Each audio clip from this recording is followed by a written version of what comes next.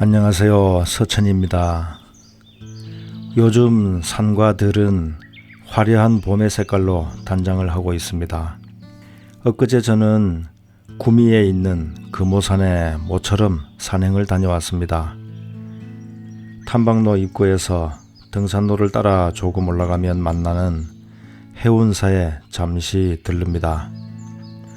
이어서 산행을 계속해서 정상에 오른 뒤에 근처에 있는 약사함에 들렀다가 법성사로 내려온 코스였습니다.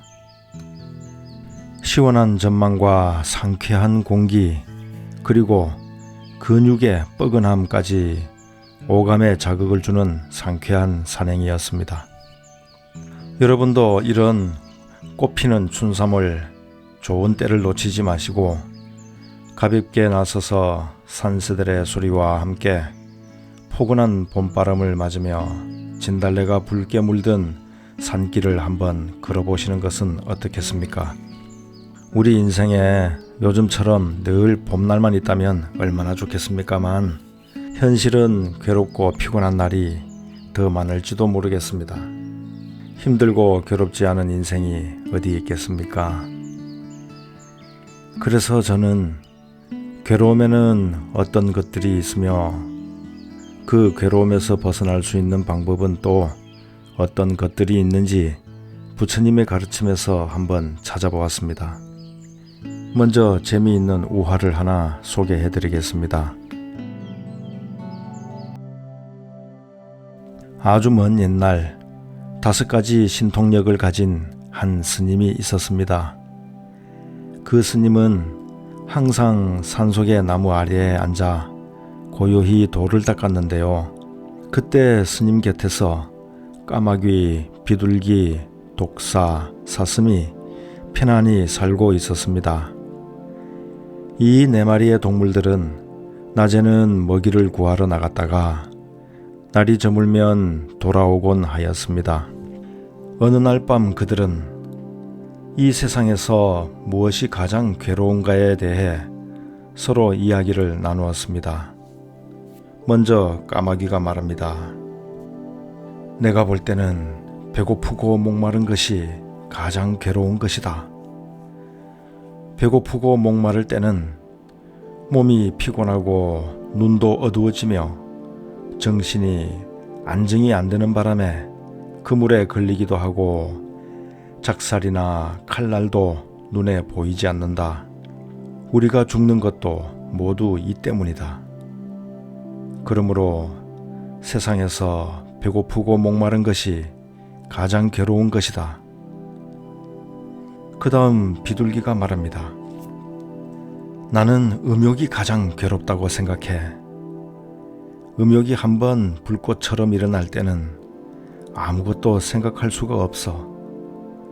이 몸을 위태롭게 하거나 때로는 우리가 목숨을 잃는 것은 모두 그 때문이야.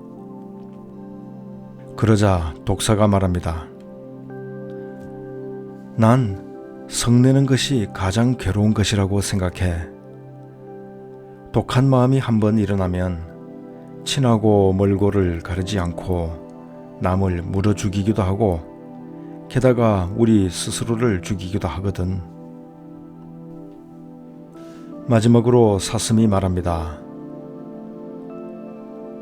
나에게는 그 무엇보다 놀라움과 두려움이 가장 괴로워.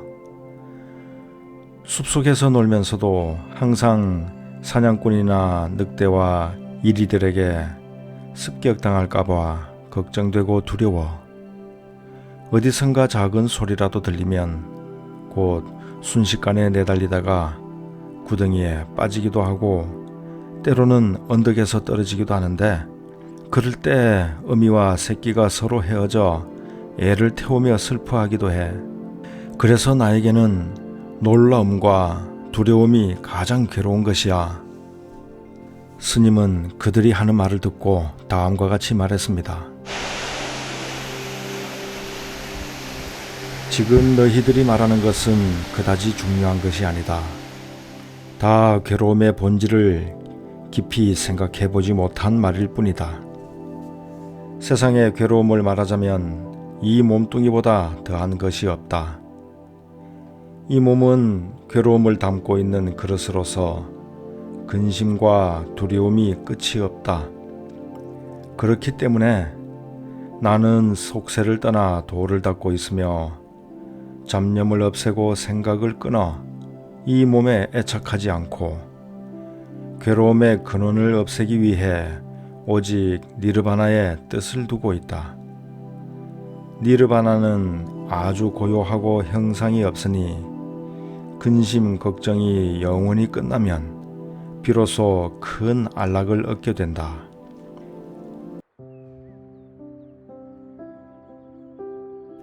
이 말을 들은 네 마리의 동물들은 모두 곧바로 마음의 문이 열렸다고 합니다.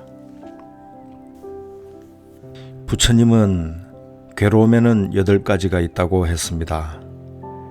태어나는 괴로움, 늙어가는 괴로움, 병이 드는 괴로움, 죽는 괴로움, 사랑하는 사람이나 물건과 헤어져야 하는 괴로움, 싫어하는 사람이나 환경이라도 만나야만 하는 괴로움, 원하는 것이 있어도 마음대로 가지지 못하는 괴로움, 그리고 온이 치성하는 괴로움 등입니다. 어떤 것이 사랑하는 것과 이별하는 괴로움일까요? 사랑하는 사람과 원치 않게 헤어지거나 또는 애지중지하는 물건이 망가지거나 그것을 잃어버리는 것입니다. 어떤 것이 미워하는 것과 만나는 괴로움일까요? 싫어하는 사람과도 어쩔 수 없이 함께 지내야만 하는 상황이 그렇습니다.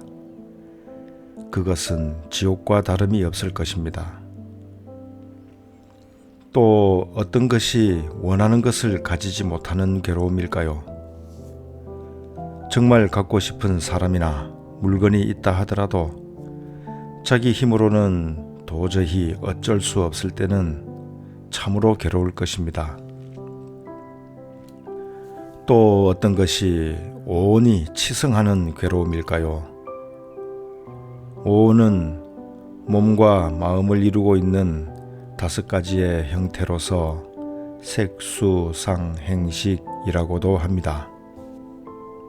앞에서 말한 8가지의 괴로움을 받는 바로 그 주체입니다. 즉 안팎으로 감각의 괴로움과 감정의 괴로움이 늘 들끓음으로 온이 치성한다고 하는 것입니다. 이처럼 사람들이 겪는 8가지의 고통은 다름 아닌 3가지의 독, 즉 삼독의 불길로 인한 것이라고 다음과 같이 지적하였습니다.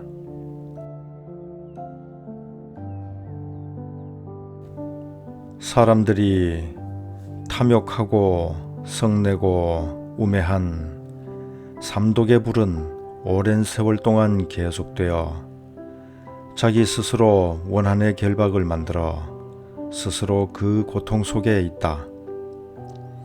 처음에는 작고 미세한 것에서 시작되나 나중에는 큰 죄악을 이룬다. 이 모두가 재물과 애욕을 탐하는 마음을 버리지 못해 보시와 은혜를 베풀지 않았기 때문이고 어리석음과 욕망을 쫓아 생각하는 것마다 번뇌에 묶여 해방되지 못했기 때문이다. 또한 자신의 이익만을 추구해 다른 사람들과 다투기만 할 뿐 반성은 하지 않기 때문이다.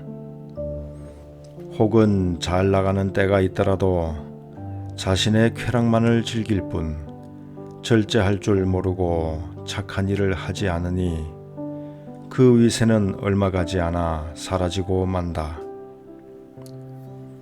그렇게 자신의 한 몸을 위해 노력하지만 결국 더 큰 비극을 맞이할 뿐이다. 네, 사실 괴로움을 없애려면 궁극적으로는 자기 스스로 마음을 닦는 수행이 필요하지만 다음에 소개해드리는 가르침을 마음에 새기기만 해도 분명히 평온과 행복을 얻는데 큰 도움이 되리라 생각합니다.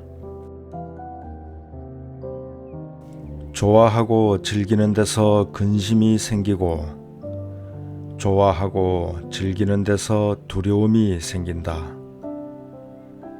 좋아하거나 즐길 것이 없으면 무엇을 근심하고 무엇을 두려워하랴. 사랑하고 기뻐하는 데서 근심이 생기고 사랑하고 기뻐하는 데서 두려움이 생긴다. 사랑하거나 기뻐할 것이 없다면 무엇을 근심하고 무엇을 두려워하랴. 애착하는 마음에서 근심이 생기고 애착하는 마음에서 두려움이 생긴다. 만일 그런 마음에서 벗어나 욕망이 없다면 무엇을 근심하고 무엇을 두려워하랴. 사랑하지도 말고 미워하지도 말라.